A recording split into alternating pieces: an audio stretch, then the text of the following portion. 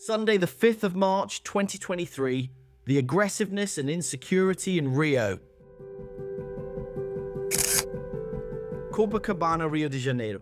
33 degrees, hot, sunny, and slightly overcast.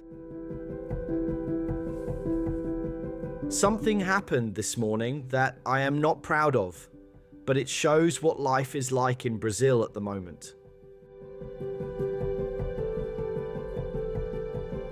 Even though it was Sunday, I woke up early to exercise. It was not as early as during the week, but still quite early. When I arrived at the end of Leme and started setting up my TRX to begin my workout, 3 guys approached from different directions. One guy on my right side was carrying a large beer and looked drunk, while 2 shirtless guys on my left side were talking.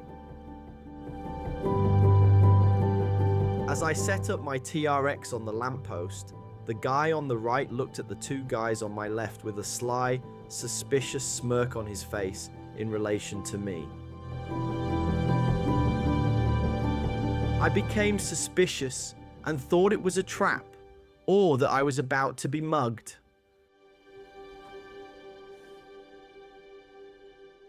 My brain went into emergency and self-defense mode immediately.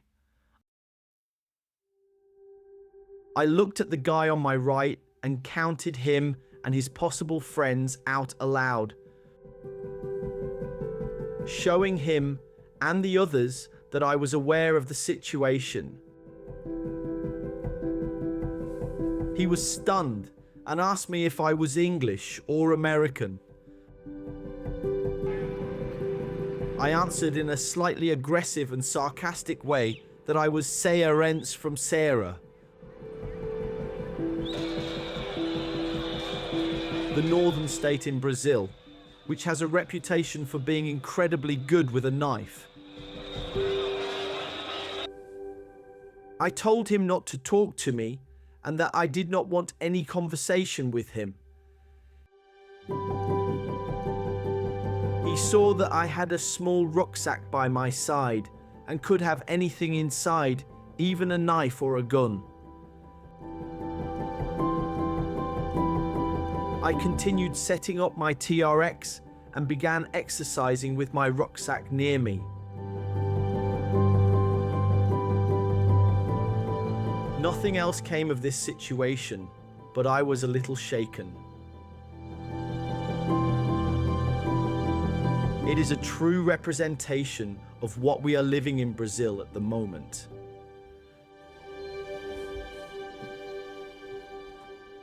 During the last right-wing government, there was no tolerance for street crime, and the statistics showed that crime had gone down in Rio and in general all of Brazil.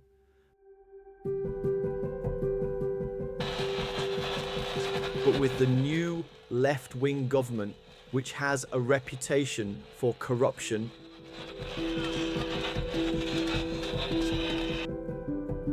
and treating criminals as victims, there is a greater feeling of impunity and vulnerability on the streets.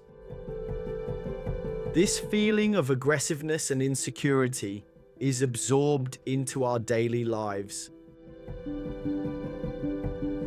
It is not just me, everyone feels it in Rio de Janeiro.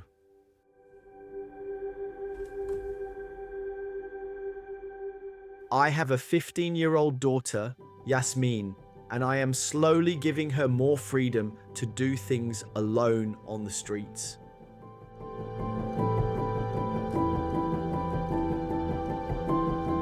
Even though she lives in one of the safest regions of Rio, the South Zone, I am always worried until I know that she is at home and safe.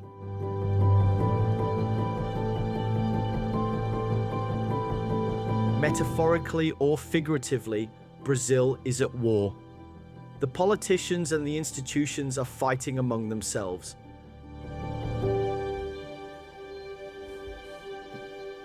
As society is a pyramid, this overflows down onto all the other social and class layers. Consequently, what happens at the top of our society eventually influences and affects all other layers.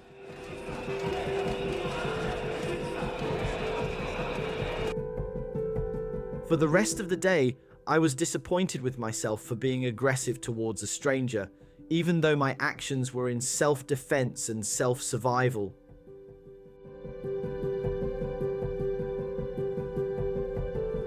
Later, I read, I played chess with Yasmin, lost again, and went to bed early at 9 p.m. Thanks again. Thanks for reading my blog. Check out my other posts and share your thoughts in the comments. Richard.